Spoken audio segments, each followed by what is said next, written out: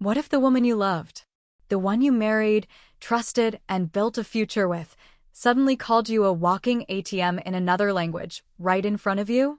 And what if you understood every single word? I'm Ruby, and today's story is about how one man discovered the truth not through a secret text or a hidden affair, but through language. And how what his wife thought was a private joke turned into the beginning of her downfall. Let me take you inside a story of betrayal, bilingual secrets, and a poetic justice that had her begging for forgiveness. Michael had always been drawn to culture, not in a pretentious, academic way, but in a genuine, open-hearted sense. He loved how different languages and traditions offered unique windows into the human experience. As a high school Spanish teacher, he didn't just teach verb conjugations. He shared stories of vibrant festivals, complex histories, and the rich tapestry of Spanish-speaking nations. He was an amateur linguist, fascinated by the structure of language, the subtle nuances of idiom, and how words, carefully chosen, could reveal the deepest parts of a person's heart. He believed language was the bridge between souls, a way to truly understand another person's world. Then he met Isabella. She walked into his life like a burst of vibrant color, all radiant smiles and infectious laughter. She was a Latina, stunningly beautiful with a quick wit that matched his own. Isabella spoke passionately about her strong family values, her close-knit community, and her dreams for the future. Michael was utterly enchanted. She was smart, elegant, and charming, a magnetic force that drew everyone in. And the way she'd effortlessly switch between perfect English and fluid, rapid-fire Spanish? It was like watching a master artist at work, and it only made her more irresistible. Their courtship was a whirlwind of shared interests and deep conversations. They talked for hours about their dreams, their fears, and what they wanted from life. Isabella spoke of her ambition to pursue interior design. She had an eye for beauty, a natural talent for transforming spaces, and a passion that ignited when she spoke of color palettes and textures. Michael, already established in his teaching career and financially stable, saw her potential and wanted to support her in every way he could. He offered to help her go back to school, to provide a secure foundation while she chased her dream. He believed in her talent, and in their shared future. Isabella also spoke about her past, hinting at relationships where she had felt stifled or controlled. She was fiercely independent, and Michael respected that. He promised her a partnership built on equality, trust, and mutual support. He saw himself not as a controller, but as a partner, someone who would walk alongside her, celebrating her successes and supporting her through challenges. After 2 years of dating, they decided to get married. It was a small, intimate ceremony in a friend's beautiful backyard, surrounded by their closest family and friends. The sun shone, the flowers bloomed, and as Michael looked into Isabella's eyes, he believed, with every fiber of his being, that he was the luckiest man alive. He had found his soulmate, his partner in life, the woman he would build a future with. He saw a lifetime of happiness stretching out before them, filled with love, laughter, and shared dreams. But love sometimes speaks 2 languages, and Michael was about to learn that not all of it is kind. He was fluent in Spanish, yes, but there were some words, some phrases, that he was yet to truly understand the devastating weight of. The language of deception, spoken with a smile. The vocabulary of betrayal, whispered when you think no one is listening. At first, married life was everything Michael had hoped for. They found a beautiful condo, bright and modern, and Isabella, with her natural flair, set about decorating it, turning it into a home. Michael continued to teach, finding fulfillment in his work and the energy of his students. He handled the finances, paying the bills and managing their joint account. He was happy to provide for them, to create a stable environment where Isabella could pursue her passions. Isabella, meanwhile, seemed to be embracing her new life. Her social media was filled with aspirational posts, selfies accompanied by quotes about boss babe energy and manifesting abundance. She spoke enthusiastically about her interior design aspirations, attending workshops and networking events. Michael was busy with grading papers, planning lessons, and the general rhythm of his demanding job, so he didn't immediately notice the subtle shifts. He didn't notice that the interior design work never seemed to materialize into actual projects or income. He didn't notice that the conversations about applying for jobs became less frequent, replaced by vague statements about building her brand or finding the right opportunities. When he gently asked about her progress, she would offer a dismissive wave or a casual excuse. "It's just hard to find the right fit," she'd say, her focus already shifting to something else. Michael, trusting and supportive, accepted this. He knew how challenging it could be to start a new career, and he wanted to be patient. But then, the spending started to escalate. It began subtly, a new dress here, a fancy dinner there. Then it grew bolder. Designer purses appeared on the closet shelves, each one costing more than his monthly mortgage payment. Spa weekends became a regular occurrence, not just for Isabella, but for a rotating cast of her friends. Monthly girls' trips took her out of town for days at a time, to like Miami or even Cabo. Michael watched the credit card bills climb, the numbers a stark contrast to Isabella's elusive career progress. He felt a knot of unease begin to tighten in his stomach. It wasn't about the money itself. He earned a good salary and was happy to provide, but about the apparent disconnect between her spending and her stated goals. It felt unbalanced. One evening, as he reviewed the latest statement, he finally brought it up. "Hey, Bella," he began, trying to keep his tone light. "I noticed the credit card bill is pretty high this month. Is everything okay?" Isabella didn't flinch. She met his gaze with a cool indifference that he hadn't seen before. "Why do you care?" she asked, her voice devoid of warmth. "You're making good money. Isn't that why we worked so hard?" Her response hung in the air between them, heavy and suffocating. "Worked so hard?" Michael echoed softly, the knot in his stomach tightening further. What had she worked hard for? He had supported her, encouraged her dreams, and provided a comfortable life.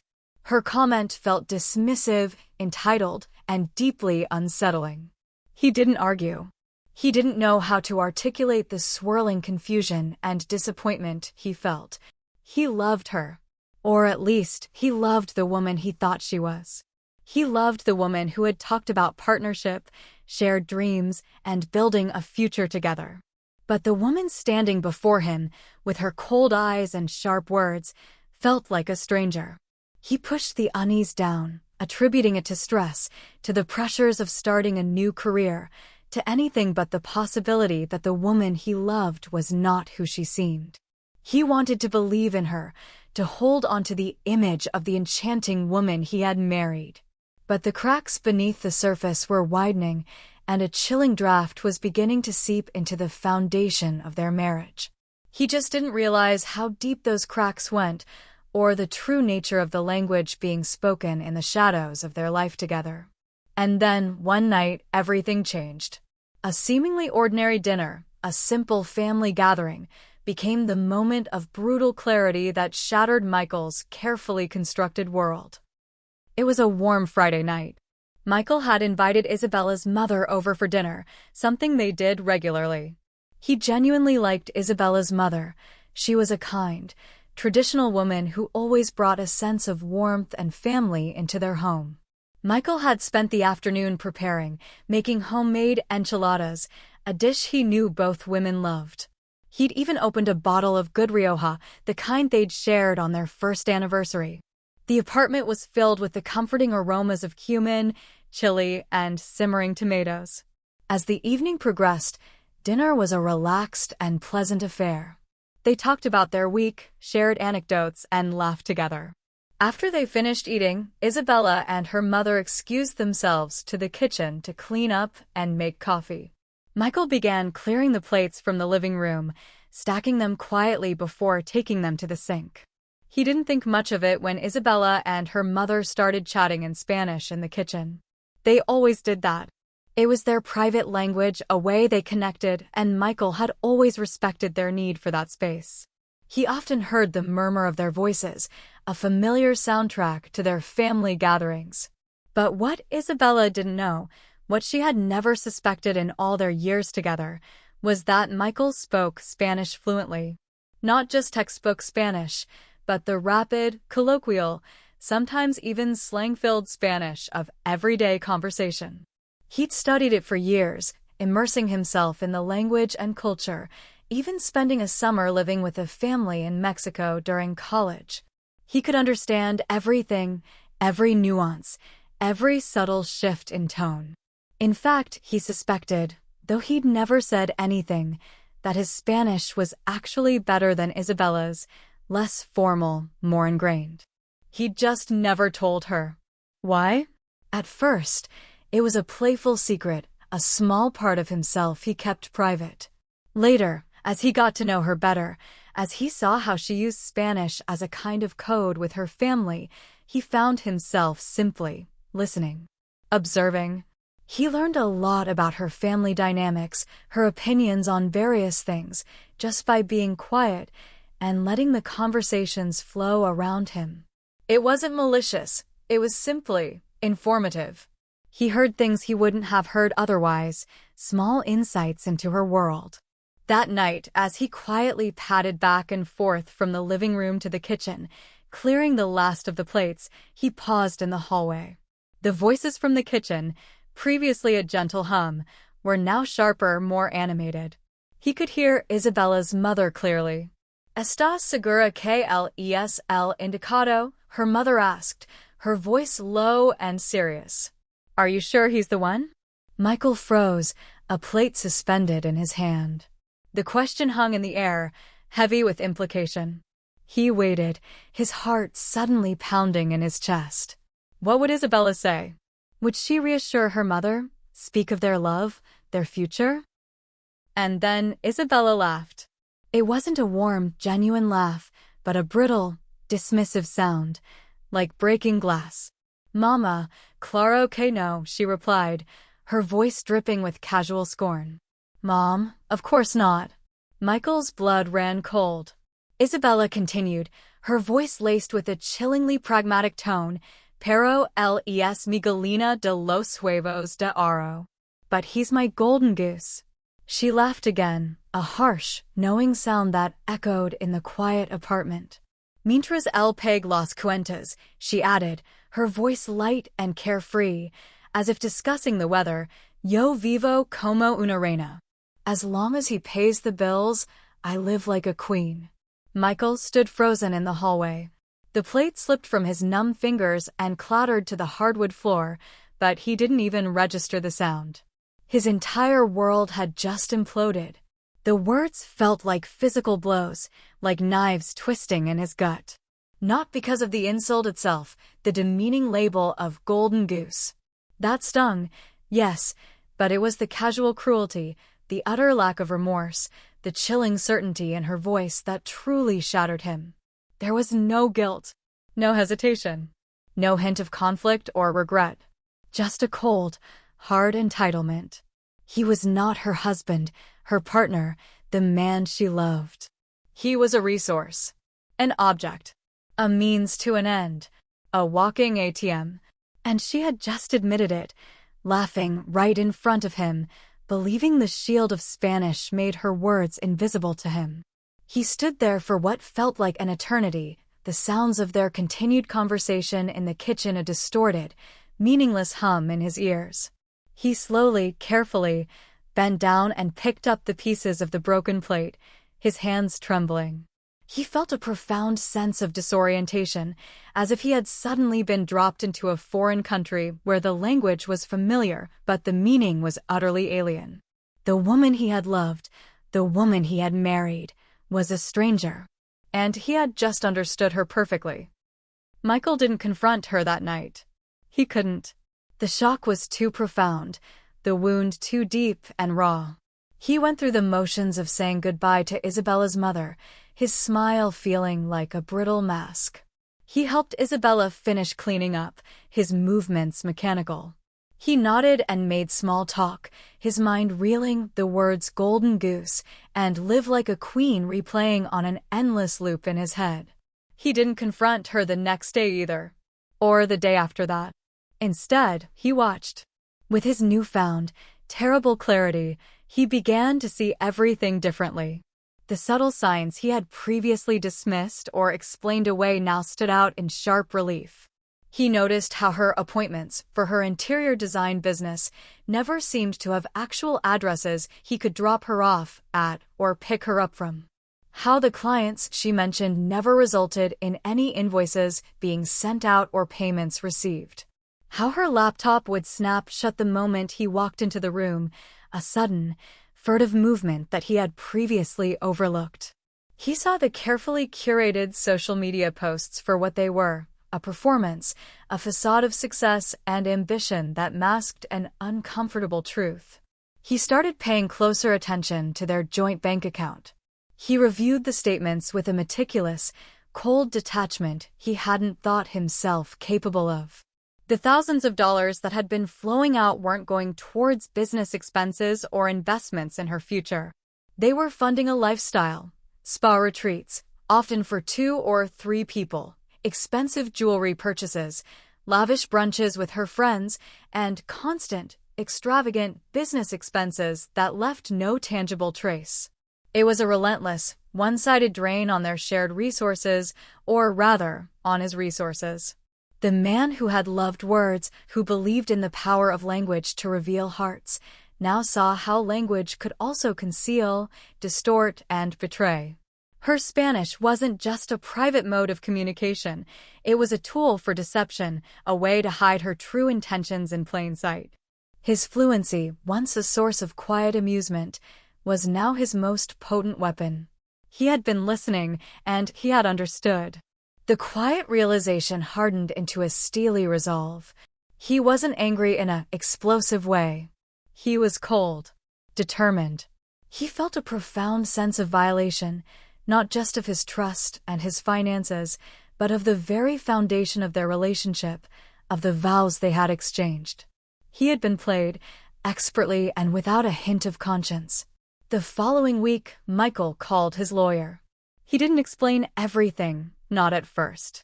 He simply stated that he needed to understand his options, to protect himself and his assets. His lawyer, a shrewd, experienced woman named Sarah, listened patiently, her expression unreadable. Over the next 60 days, Michael moved with deliberate, quiet precision. He was a man on a mission, every action carefully calculated. He set up a new, separate bank account, redirecting his paychecks to it. He systematically closed the joint credit cards, one by one. He gathered documentation, bank statements, credit card bills, emails, anything that painted a clear picture of the financial situation and Isabella's activities. He built his case, piece by painstaking piece, in the shadows of their shared life. He continued to live alongside Isabella, maintaining the facade of their marriage. He ate dinner with her, listened to her talk about her day, even smiled and nodded. It was the hardest performance of his life, a constant battle to suppress the anger and hurt that simmered beneath the surface. He felt like a spy in his own home, observing the woman he had loved, now a stranger, living a lie he had unknowingly funded. And most importantly, when all his preparations were complete, when his finances were secured and his documentation was in order, he filed for divorce. Quietly and thoroughly. The legal papers were prepared, a clinical summation of the breakdown of their marriage, supported by the cold, hard evidence he had gathered. He didn't want a messy, drawn-out fight. He wanted a clean break, a surgical extraction of her from his life. He had seen the truth, and now he would act on it, with the same quiet determination he had used to uncover it. The golden goose was about to cut the cord. The day Michael chose for the final reveal was carefully selected. It was the day Isabella thought she was flying out to Mexico with her friends for another one of her extravagant girls' trips. She had packed her bags, full of designer clothes and resort wear, her mind clearly already on sun, sand, and spending. She left the apartment in a hurry, a quick kiss on his cheek, telling him she'd call when she landed. Michael watched her go, a chilling sense of calm settling over him. The time had come. He walked back into the silent apartment, the air feeling strangely still. He went to the kitchen counter and placed a single sheet of paper there. On it, he had written a note, a concise, deliberate message that contained the truth he had held captive for months. The note was short, sharp, and utterly devastating. It read, "I may be a golden goose, but even geese know when they're being farmed for feathers. The credit cards are closed. The lease is now in my name only. Your plane ticket? Cancelled. You'll find divorce papers in the envelope on the table. And yes, I speak Spanish. Every single word." He placed the envelope containing the divorce papers next to the note on the table, a stark, official document that sealed her fate. He then walked out of the apartment, leaving the note and the papers as the only occupants of the space they had once called home. He didn't look back. The calls started a few hours later. At first, they were bewildered, confused. Isabella, presumably at the airport, wondering why her card was declined, why her ticket was suddenly invalid. Michael let the calls go to voicemail. Then, as she likely made her way back to the apartment and found the note and the envelope, the calls changed. They became frantic, angry, then pleading. She called him 43 times in total. She left 17 voicemails. Most of them were in Spanish, her voice escalating from disbelief to rage to tearful desperation. He listened to every single one. He heard the carefully constructed facade crumble, piece by agonizing piece. He heard the entitlement replaced by panic, the scorn by fear. He heard the woman who had called him a golden goose now begging her golden goose to forgive her, to take her back, to fix this. And every single voicemail was a little less proud than the last. The confident laughter was gone, replaced by sobs. The casual cruelty was replaced by pleas for mercy. The language of deception was replaced by the raw, desperate language of a woman who had finally been caught. He didn't respond. He didn't need to. His note, his silence, and the cold, hard reality of the divorce papers spoke louder than any words she could utter. He had understood her perfectly when she thought he couldn't, and now she understood the consequences perfectly, even without him saying a word. The poetic justice was complete. The golden goose had flown away, taking his gold with him. They say knowledge is power. And in Michael's case, it wasn't a loud, aggressive power, but the quiet power of listening, of understanding more than people thought he did. Isabella thought she was clever. She thought she had it all figured out, that her secret language was an impenetrable shield. But the man she mocked behind his back was already 10 steps ahead. He had been listening, learning, and preparing, all while she was living in a fool's paradise built on his trust and his money. So, if you ever feel underestimated, misunderstood, or used, just remember this. You don't have to shout to be strong. You don't have to make a scene to take back control. Sometimes, silence is the most fluent, the most powerful language of all. It allows you to listen, to observe, and to plan your next move while the other person remains blissfully unaware. I'm Ruby, and this was your bilingual dose of betrayal and justice. If you loved this story, make sure to like, subscribe, and hit the notification bell so you never miss a tale that'll make your jaw drop. On Revenge Ruby, we remind you every week, when they think you're not paying attention, that's when you learn the most. See you in the next story.